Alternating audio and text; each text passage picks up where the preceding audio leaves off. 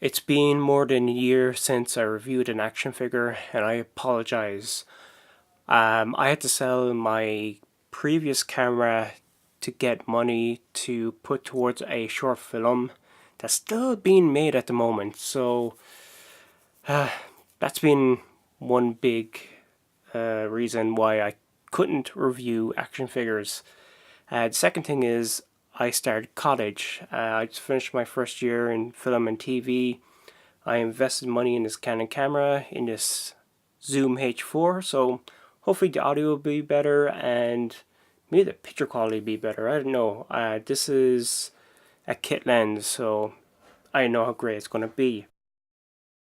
I've been a massive fan of Superior Spider-Man.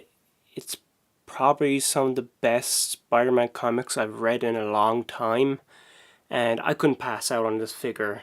It looks great from the box. I do wish they released a figure from the start of this Superior Spider-Man series where Doc Ock kind of modifies this Spider-Man costume to look a little bit more animalistic. He did upgrade it to almost look like he's Doc Ock again. He had a backpack on, and he had like tentacles coming out of there, like they're spider arms, but obviously a reference to his previous octopus arms. So the only issue I have with this series, it's called Legends Infinite series, is that you get to build a figure, and I hate build a figure collections because it's like, okay, let's look at the back. You've got like Electro here, and I don't want to collect this Electro. I have a couple of Spider-Man figures, so I don't want to get the Amazing Spider-Man figure. You got Carnage back here. I'll probably bring this in closer. You got Carnage, which I actually might get, and you got Spawn of the Symbiote here, and I'm not a really big fan of getting this. So I know Deadliest Foes, never read it, don't really care for the action figures. So I'll have to pass out on building this Green Goblin, which I would love to build because I'm a big fan of this version of Green Goblin in the Ultimate Universe. So I might actually just buy the figure online, see can I get the bits and pieces. The package is very nice and compact, but we're not here to talk about the package, are we? We're here to rip this open, to get inside and play with the Spider-Man. Be honest, does this suit make my ass look big? I love the design of Spider-Man's lenses. I'm just going to refer to this figure as Spidey Ock, as Peter's body was taken over by Doc Ock's mind. So, yeah, the lenses are fantastic. Probably my favorite next to Ultimate Spider-Man in the first couple of graphic novels of Ultimate Spider-Man. I just love those little big, large eyes, and these are designed very nicely, very bug-like.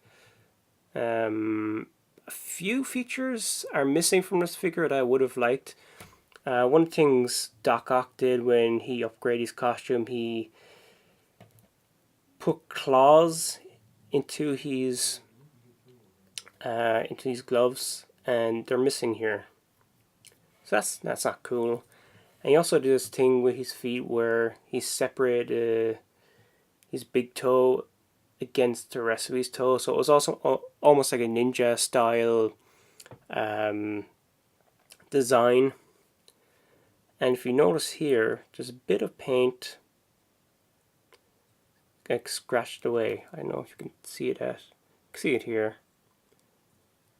When I first picked this figure up, the eye was actually pushed into the center. I went back and changed the figure, but I know who the hell is designing these figures. I mean, these cost €30. This series did. each figure, but they were reduced to €23, which is why I picked it up.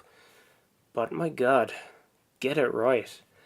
And because this is Spidey Ock, he should come with his red backpack that opens up, and he has the spider legs, the 6 spider legs.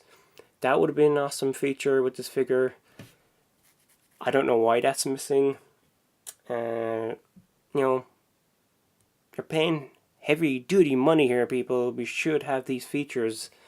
So while this looks like a great figure, it does look like a great figure, but it's just missing those little touches that separates Doc Ock's Spider-Man costume from Peter Parker's Spider-Man costume. I do like the reds and blacks, nice contrast. The Spider-Man alum back and front looks great. The spiderweb is beautifully designed.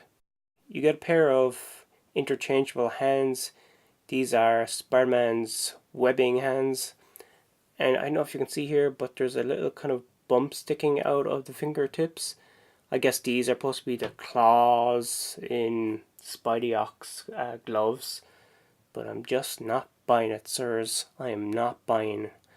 There's the other one. So you can see. And also, this is the Green Goblin's leg. As you can see, this is about a 6-inch figure, I think. So, you know, this comes more than halfway up on the Spider-Man figure. But I don't really care for this because, quite frankly, I'm not going to hunt this down. I'd prefer just get this figure separately. Well done, Marvel. This is Spider-Man with his web slinging action. Pretty nice. I do like the hands. Always like interchangeable hands. Gives me the option for different poses. The articulation of this figure is pretty good. The head can move up and down. It can move so good his head can come off. Let's see, can I fix that on? So, yeah. It can move 360 degrees. His arms could move 360 degrees around, but the chest moves in and out, expands, so it's blocked by just by the collarbone here. This is necessary. You don't need the arms to go back that much, Hasbro. You don't need to go back that much. If you just kept on a ball joint here, then you could do the whole 360 with the hands. You know, if you're going to make his head so flexible that it can come off, then just make his arm rotate.